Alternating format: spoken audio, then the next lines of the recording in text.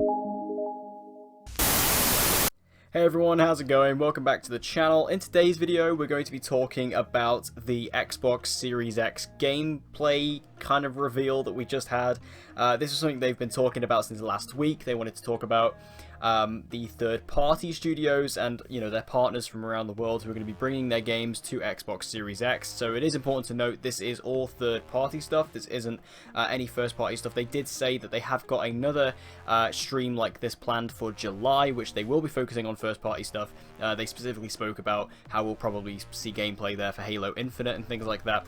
But this was purely third-party, and they went through and they revealed some pretty new games, stuff that we didn't really expect coming. I was excited for this event. I was excited for this live stream because I kind of took this as Microsoft's E3, essentially. This was going to be what their E3 was going to be. I think obviously their E3 this year is basically going to be this and the July stream kind of combined. They just split it up to obviously kind of dilute it a little bit, which I think is smart. But coming out of this announcement, just to say my opinions quickly off the top overall, I found this stream to be very underwhelming. There just wasn't really anything that exciting here, but I am going to dive into each of the things that were revealed. I'm going to talk about, you know, some of them in more detail than others, but yeah, let's just get all this out the way and let's dive in.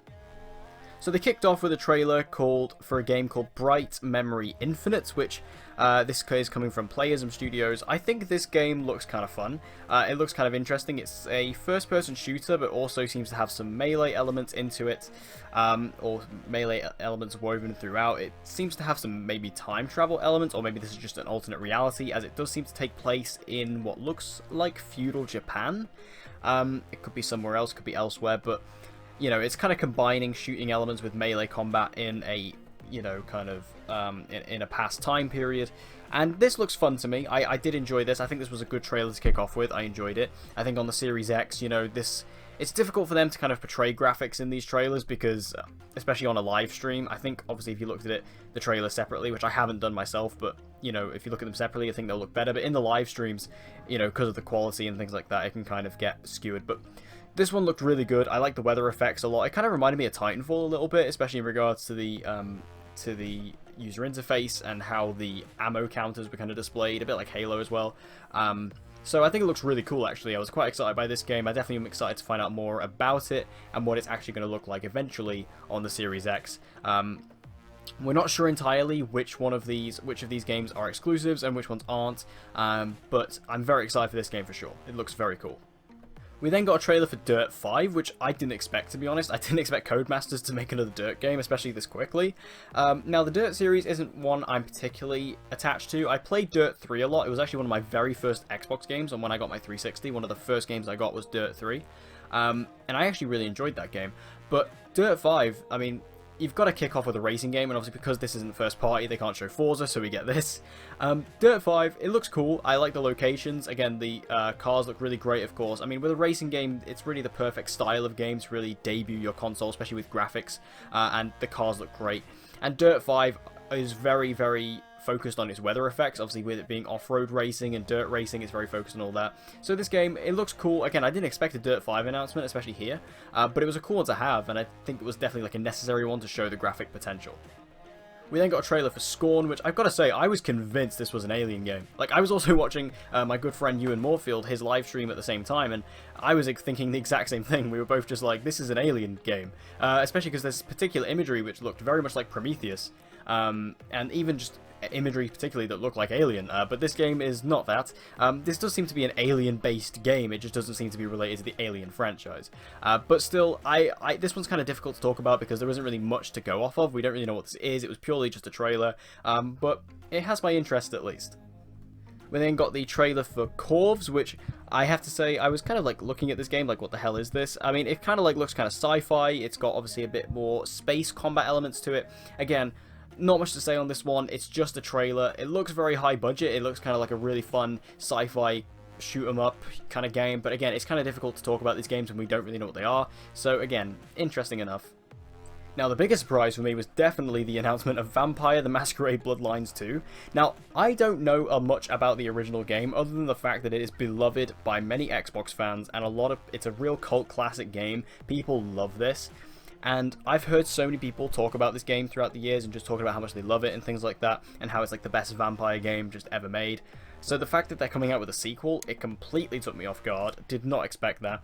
And, you know, this trailer, we actually got some gameplay in it as well. It looks great. Like, as someone like me who's not particularly into vampires, that sort of side of mythology is not something that really, you know, gravitates towards me as a person. I loved the look of this game. It looks fantastic. It looks so much fun. The music was great. I love the gameplay. It looks smooth and looks really unique as a vampire game. I think it's able to kind of really ride that line between being a vampire game but also being really, really fun. I think it's hard to kind of combine the two, especially because I remember when they brought in vampires into Skyrim, obviously with the Dawn Guard DLC, and I was excited about that, but it wasn't quite as exciting as I wanted it to be. This looks like a lot more fun and a lot more up my street. So I was very surprised by this announcement, but extremely excited after it as well.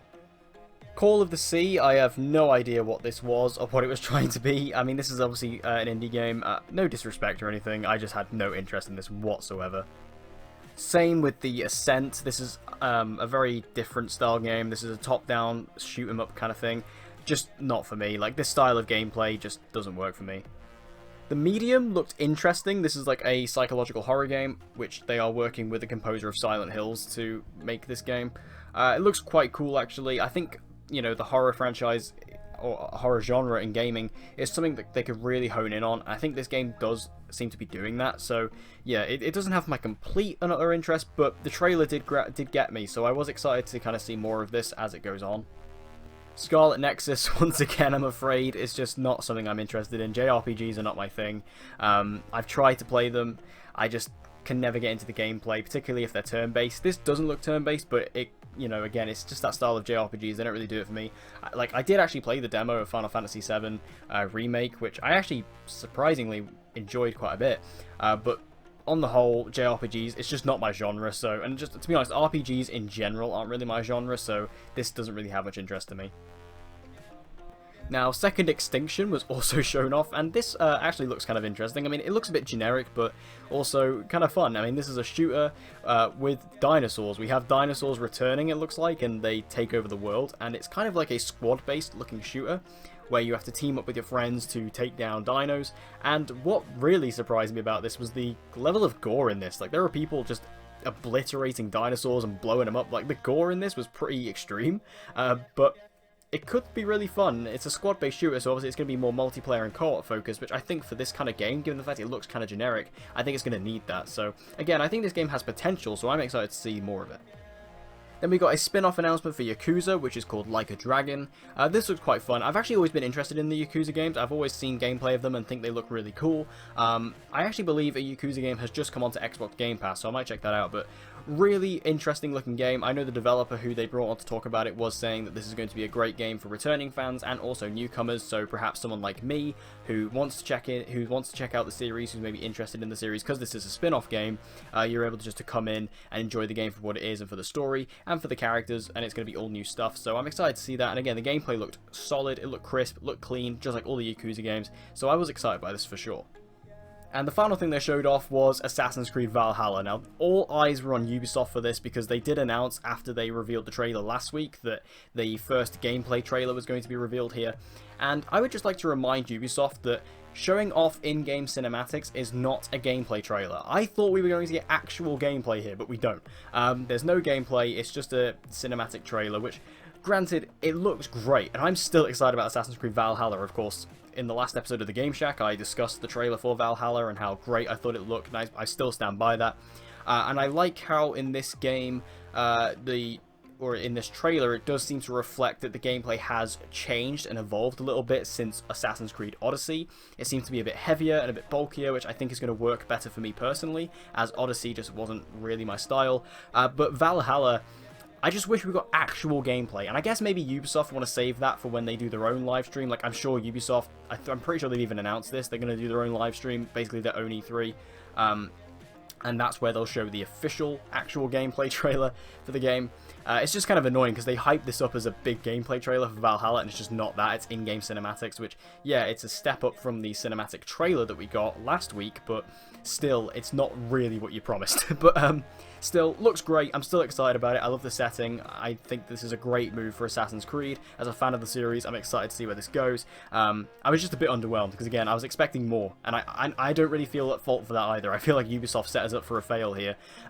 Even though there was a bit afterwards where Ashraf Ismail came on to speak about the game, and that was cool, but I just wish that we would have got some actual gameplay. But I'm sure we will get that in the coming months.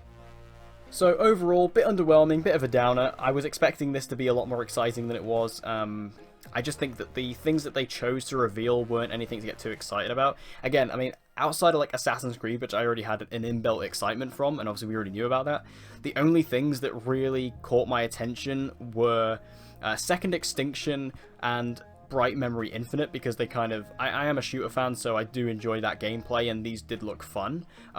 Both of them look a bit on the generic side. Bright Memory less so, but I still think they look a bit on the generic side. But still fun. Also, Vampire the Masquerade Bloodlines 2 really caught my attention. That looks great. And also Yakuza could be cool if I get into it. But for me, the rest of the games just really didn't do a lot for me. I just felt they all just kind of came and went, and I don't think I'm going to remember many of these trailers. And yeah, the Assassin's Creed Valhalla gameplay trailer, in air quotes, was really underwhelming. So yeah, it was an alright event. Again, we'll have to see what they follow up with this. Of course, we do know, as I mentioned at the beginning of the video, in July we're getting a first-party version of this, so we'll see probably Halo Infinite, and we'll see probably Forza Motorsport 7 there. So that's going to be cool. Or Forza Motorsport 8, sorry.